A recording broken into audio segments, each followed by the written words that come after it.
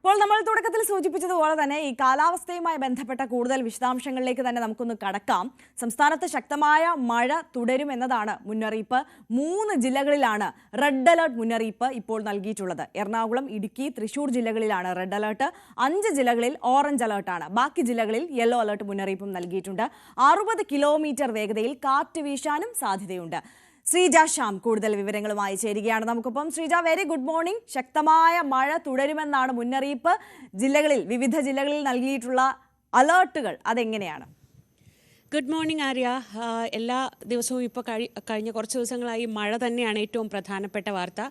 ഇന്നും അതെ, 3 ജില്ലകളിലാണ് ഇന്ന് സംസ്ഥാനത്ത് റെഡ് അലേർട്ട് ഉള്ളത്. അത് കോട്ടയം, എറണാകുളം, ഇടുക്കി ജില്ലകളിലാണ്. കഴിഞ്ഞ ദിവസങ്ങളിലും ഈ ജില്ലകളിൽ റെഡ് അലേർട്ട് തന്നെ ഉണ്ടായിരുന്നു. കഴിഞ്ഞ കുറച്ച് ദിവസം മുൻപ് വരെ മഴ പെയ്യുമ്പോൾ നമ്മളെപ്പോഴും പറഞ്ഞുകൊണ്ടിരുന്നത് കാസർഗോഡ്, കോഴിക്കോട്, കണ്ണൂർ, വയനാട് ജില്ലകളിലാണ് കൂടുതൽ ആശങ്കയുണ്ടായിരുന്നത്. പക്ഷേ അത് മാറി മധ്യ കേരളത്തിലേക്ക് ഈ മഴ ജാഗ്രത കൂടുതൽ വരുന്നു എന്നതാണ് ശ്രദ്ധേയം. 3 ജില്ലകളിൽ എറണാകുളം, ഇടുക്കി, തൃശൂർ ജില്ലകളിൽ ഇന്ന് റെഡ് അലേർട്ടും സമീപ പ്രദേശങ്ങളിൽ, അതായത് സമീപ ജില്ലകളിലാണ് ഇന്ന് ഓറഞ്ച് അലേർട്ട് ഉള്ളത്. പത്തനംതിട്ട, ആലപ്പുഴ, കോട്ടയം, ഒപ്പം പാലക്കാട്, മലപ്പുറം ജില്ലകളിലാണ് ഇന്ന് ഓറഞ്ച് അലേർട്ട് പ്രഖ്യാപിച്ചിട്ടുള്ളത്. നേരത്തെ ആര്യ തുടക്കത്തിൽ പറഞ്ഞതുപോലെ ശ്രദ്ധിക്കേണ്ട കാര്യം, ഈ തുടർച്ചയായി മഴ പെയ്യുന്ന മേഖലകളിൽ, പ്രത്യേകിച്ച് മലയോര മേഖലകളിൽ വലിയ ജാഗ്രത വേണ്ട ഒരു സമയമാണ്. ഒപ്പം തീരപ്രദേശത്തും ജാഗ്രതാ നിർദ്ദേശമുണ്ട്. കള്ളക്കടൽ പ്രതിഭാസത്തിന് സാധ്യതയുണ്ട്. അതുകൊണ്ട് തന്നെ ഈ തീരമേഖലകളിലുള്ളവർ പ്രത്യേകിച്ച് ജാഗ്രത പാലിക്കേണ്ടതുണ്ട്.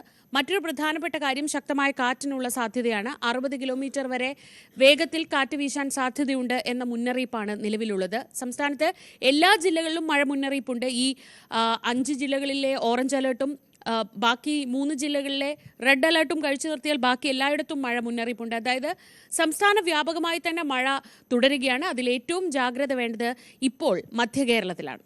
തീർച്ചയായും. ശ്രീജ ശ്യാമാണ് വിശദാംശങ്ങളുമായി നമുക്കൊപ്പം ചേർന്നത്. ശ്രീജ സൂചിപ്പിച്ചതുപോലെ തന്നെ തുടർച്ചയായി മഴ ലഭിക്കുന്ന പ്രദേശങ്ങളിൽ കൂടുതൽ ജാഗ്രത വേണമെന്നുള്ളതാണ് ഇപ്പോൾ നൽകിയിട്ടുള്ള മുന്നറിയിപ്പ്. മറ്റു വാർത്തകളിലേക്ക് കടന്നാൽ നമുക്കറിയാം, കുറച്ച് ദിവസങ്ങളായി നമ്മളെല്ലാം